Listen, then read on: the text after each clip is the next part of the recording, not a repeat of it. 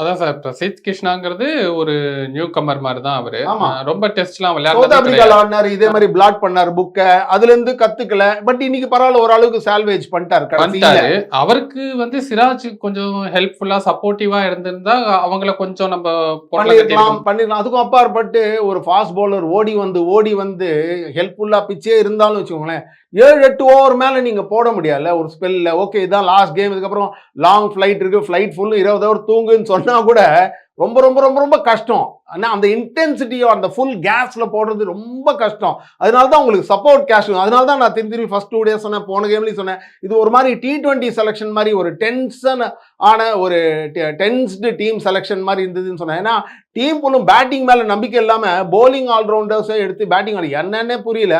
6-7-8ல 3 allrounder, அவன்கிட்ட இருந்து run எதிர்பார்க்குறீங்க. சுந்தருக்கு போலிங்கே கொடுக்கல. 2 கேம்லாம் பாத்தீங்கன்னா நிறைய போலிங்கே போடல. ஏன்னா இந்த மாதிரி இவ்வளவு பச்சை பசேன்னு புல்லு இருக்கிற சர்ஃபேஸ்ல எங்க சுந்தர் போட போறாரு? அதான் சார்